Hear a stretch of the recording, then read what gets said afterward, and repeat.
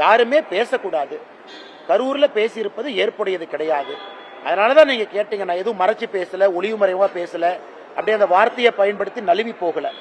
நான் எங்களுடைய மாவட்ட தலைவர்கிட்ட போன் பண்ணியே நான் வருத்தத்தை பதிவு செஞ்சாலும் பேசக்கூடாதுங்க, ரொம்ப தப்புங்க.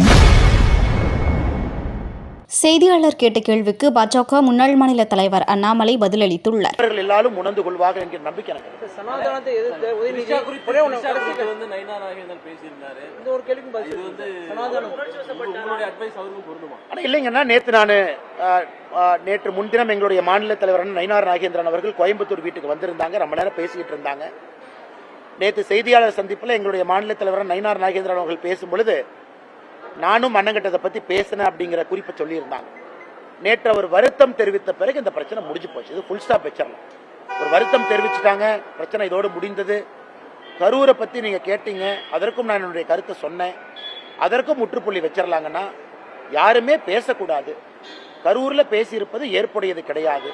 அதனாலதான் நீங்க கேட்டீங்க. நான் எதுவும் மறைச்சு பேசல, ஒளிவு மறைவா பேசல, அப்படியே அந்த வார்த்தையை பயன்படுத்தி நழுவி போகல. நான் எங்களுடைய மாவட்ட தலைவர்கிட்ட போன் பண்ணியே நான் வருத்தத்தை பதிவு செஞ்சாலும் பேசக்கூடாதுங்க, ரொம்ப தப்புங்க, தப்பா எடுத்துக்குவாங்க. எப்படி நம்ம பேசலாம்? பாராளுமன்றத்தில் அவங்க நடவடிக்கை எனக்கு தான் பிடிக்கல. அது அரசியல் நம்ம பண்றது அவங்களுக்கு பிடிக்காம இருக்கலாம், அவங்க பண்றது நமக்கு பிடிக்காம இருக்கலாம், வெளியே சொல்லலாம். ஆனா வார்த்தைகள், அந்த வார்த்தைகளுடைய வீரியம், வார்த்தைகளுடைய கணம். ஏன்னா அந்த காலத்து மாதிரி நம்ம பேசுவோம். பத்திரிகை நண்பர்கள் நீங்க வந்து அடுத்த நாள் காலையில பேப்பர்ல வரும், வேற இப்ப சமூக வலைதளத்தை போகுது, உடனே போகுது, எல்லாரும் பாக்குறாங்க, அத்தனை பேர் பாக்குறாங்க, ரீச் அதிகம். அதான் என்னுடைய கருத்து.